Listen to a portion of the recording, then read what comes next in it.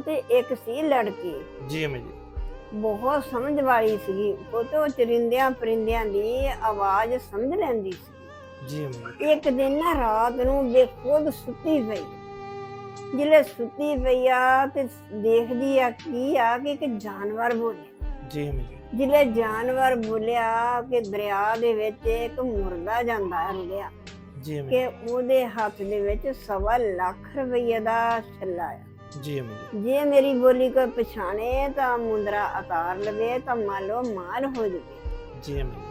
ਉਹ ਲੜਕੀ ਨੇ ਕੀ ਕੀਤਾ, ਸਮਝ ਵਾਲੀ ਸੀ, ਉਹਨੇ ਹੌਲੀ ਹੌਲੀ ਉੱਠੀ ਤੇ ਦਰਿਆ ਤੇ ਪਹੁੰਚ ਗਈ। ਜੀ ਅਮੀ। ਜਿਲੇ ਦਰਿਆ ਤੇ ਪਹੁੰਚ ਗਈ ਤੇ ਦੇਖਿਆ ਮੁਰਦਾ, ਤੇ ਉਹਨੇ ਮੁਰਦੇ ਨੂੰ ਫੜਿਆ, ਕਿਨਾਰੇ ਤੇ ਮੁਰਦਾ ਸੀ, ਉਂਗਲ ਉਹਦੀ ਪਾਣੀ ਦੇ ਵਿੱਚ ਖੁੱਲੀ ਹੋ ਸੀ ਜੀ ਅਮੀ। ਤੇ ਉਹਦੇ ਕੋਲ ਖੁੱਲਿਆ ਨਾ ਤੇ ਉਹਨੇ ਦੰਦਾਂ ਦੇ ਜ਼ੋਰ ਦੇ ਨਾਲ ਨਾ ਮੁੰਦਰਾ ਉਤਾਰ ਲਿਆ। ਜੀ ਅਮੀ। ਤੇ ਪਿੱਛੇ ਉਹਦੇ ਬੰਦੇ ਨੇ ਵੀ ਦੇਖਿਆ ਕਿ ਮੇਰੀ ਔਰਤ ਇਸ ਵੇਲੇ ਕਿੱਥੇ ਚੱਲੀ ਆ। ਜੀ ਅਮੀ। ਪਿੱਛੇ ਪਿੱਛੇ ਉਹਦਾ ਬੰਦਾ ਵੀ ਤੁਰ ਪਿਆ। ਜੀ ਅਮੀ। ਜਿਲੇ ਬੰਦੇ ਨੇ ਦੇਖਿਆ ਕਿ ਤਾਂ ਮੁਰਦੇ ਖਾਂਦੀ ਆ, ਜੀ ਅਮੀ। ਬੰਦਾ ਮੂਰੇ ਮੂਰੇ ਆ ਕੇ ਪੁੱਤ ਆਪਣੇ ਮੰਜੇ ਤੇ ਪੈ ਗਿਆ। ਜੀ ਅਮੀ। ਦਿਨੋਂ ਦਿਨ ਚੜਿਆ ਤੇ ਉਹ ਬੰਦਾ ਉਹਦਾ ਕਹਿਣ ਲੱਗਾ ਕਿ ਅੱਬਾ ਜੀ ਮੈਂ ਨਹੀਂ ਇਹ ਰੱਖਣੀ, ਜੀ ਇਹ ਤਾਂ ਮੁਰਦੇ ਖਾਂਦੀ ਆ। ਜੀ ਅਮੀ ਜੀ। ਹੁਣ ਜਿਸ ਵੇਲੇ ਪੁੱਤੇ ਹੀ ਨਾ ਮੰਨਿਆ ਤਾਂ ਮਾਂ-ਬਾਪ ਨੇ ਕੀ ਕਰਨਾ। ਜੀ ਅਮੀ ਜੀ। ਤੇ ਸਹੁਰਾ ਬਹੂ ਨੂੰ ਲੈ ਕੇ ਤੁਰ ਪਿਆ। ਜੀ ਅਮੀ। ਜਿਲੇ ਪੁੱਤ ਤੁਰਿਆ ਜਾਂਦਾ ਆ ਤੇ ਤੁਰ ਕੇ ਜਾਂਦੇ ਹੁੰਦੇ ਸੀ, ਬਾਟਾਂ ਬਹੁਤ ਲੰਮੀਆਂ ਹੁੰਦੀਆਂ ਸੀ। ਪੁੱਤ ਇੱਕ ਦਰਖਤ ਆ ਗਿਆ ਜੀ ਅਮੀ ਜੀ। ਤੇ ਦਰਖਤ ਦੀ ਠੰਡੀ ਠੰਡੀ ਛਾਂ ਤੇ ਸਹੁਰਾ ਨਾ ਥੱਲੇ ਦਰਖਤ ਦੇ ਬੈਠ ਗਿਆ ਜੀ ਅਮੀ। ਤੇ ਬਹੂ ਨੂੰ ਵੀ ਕਹਿੰਦਾ ਕਿ ਬਹਿ ਜਾ ਇੱਥੇ। ਜੀ ਅਮੀ। ਜਿਲੇ ਬੈਠੀ ਬਹੂ ਤਾਂ ਉੱਤੇ ਨਾ ਦਰਖਤ ਦੇ ਜਾਨਵਰ ਫੇਰ ਬੋਲਿਆ ਜੀ ਅਮੀ। ਤੇ ਇਸ ਦਰਖਤ ਦੇ ਥੱਲੇ 7 ਬਾਦਸ਼ਾਹੀਆਂ ਦਾ ਖਜ਼ਾਨਾ ਆ। ਜੀ ਅਮੀ ਜੀ। ਜੇ ਮੇਰੀ ਕੋਈ ਬੋਲੀ ਪਛਾਣੇ ਤੇ ਇਥੋਂ ਖਜ਼ਾਨਾ ਪੱਟੇ ਤਾਂ ਮੰਨ ਲਓ ਮਾਲ ਹੋ ਜਾਵੇ। ਜੀ ਉਹ ਤੇ ਜਿਸ ਵਕਤ ਉਸ ਲੜਕੀ ਨੇ ਆਵਾਜ਼ ਸੁਣੀ, ਜੀ ਅਮੀ ਜੀ।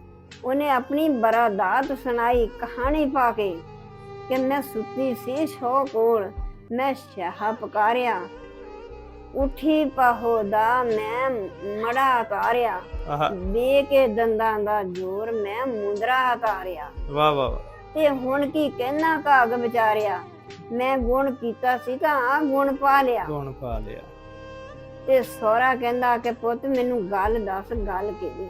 ਜੀ ਅਮੀ ਜੀ। ਨੌ ਕਹਿੰਦੀ ਕਿ ਹੁਣ ਤੈਨੂੰ ਬਾਬਾ ਜੀ ਮੈਂ ਗੱਲ ਨਹੀਂ ਦੱਸਣੀ, ਕਿ ਮੇਰੇ ਮਾਂ-ਬਾਪ ਦਾ ਕਹਿਣ ਸੀਗਾ ਕਿ ਮਾਰ ਬਿਸ਼ੱਕ ਜਾਈ, ਸਾਡੇ ਘਰ ਗੁੱਸੇ ਹੋ ਕੇ ਨਾ ਆਈ, ਜੀ ਅਮੀ ਜੀ। ਕਿ ਮੈਂ ਹੁਣ ਨਹੀਂ ਦੱਸ ਸਕਦੀ। ਸਹੁਰੇ ਨੇ ਫੇਰ ਉਹਨੂੰ ਦੁਬਾਰੇ ਪੁੱਛਣ ਲੱਗਾ ਕਿ ਪੁੱਤ ਮੈਨੂੰ ਦੱਸ ਦੇ ਕੀ ਗੱਲ ਆ, ਇੱਕ ਵਾਰੀ ਫੇਰ ਸੁਣਾ। ਔਰਤ ਨੇ ਗੱਲ ਸੁਣਾਈ ਕਿ ਇੱਕ ਜਾਨਵਰ ਸੀਗਾ, ਉਹ ਬੋਲਿਆ ਸੀ ਕਿ ਦਰਿਆ ਦੇ ਵਿੱਚ ਇੱਕ ਮੁਰਦਾ ਰੁੜਿਆ ਜਾਂਦਾ, ਜੇ ਮੇਰੀ ਆਵਾਜ਼ ਕੋਈ ਸੁਣੇ ਤੇ ਉਸ ਮੁਰਦੇ ਨੂੰ ਦੇ ਹੱਥੋਂ 1.25 ਲੱਖ ਰੁਪਏ ਦਾ ਛੱਲਾ ਲਾ ਲਵੇ। ਜੀ ਅਮੀ ਜੀ। ਤੇ ਇਹ ਨਾ ਮੇਰਾ ਬੰਦਾ ਮਗਰ ਮਗਰ ਤੁਰ ਪਿਆ, ਮੇਰੇ ਬੰਦੇ ਨੇ ਮੈਨੂੰ ਪੁੱਛਿਆ ਨਹੀਂ, ਤਾਂ ਮੇਰੇ ਬੰਦੇ ਨੇ ਦਿਨ ਚੜ੍ਹਦੇ ਨੂੰ ਮੇਰੇ ਸਹੁਰੇ ਨੂੰ ਆਪਣੇ ਬਾਪ ਨੂੰ ਕਹਿਣ ਲੱਗਾ ਮੈਂ ਨਹੀਂ ਰੱਖਣੀ ਜੀ ਅਮੀ ਜੀ। ਤੇ ਇਹ ਲੈ ਜਾ।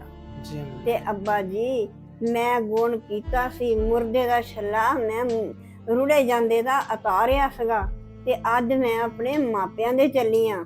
ਜੀ ਅਮੀ ਜੀ। ਉਹਨੇ ਲਾਲਚ ਕੀਤਾ ਨਾ ਕਿ ਮੈਂ ਛੱਲਾ ਉਤਾਰ ਲਵਾਂ, ਹਾਂਜੀ ਹਾਂਜੀ। ਤੇ ਇਹ ਸਜ਼ਾ ਦੇ ਵਿੱਚ ਘਰੋਂ ਬੇਕਾਰ ਹੋ ਗਈ। ਲਾਲਚ ਨਾ ਕਰਿਆ ਕਰੋ, ਮੱਖੀ ਫੰਸੀ ਸ਼ਹਿਦ में पर रही लटका, देखो भाई साहबियो ये लालच लालच बुरी बुरी बला। बला।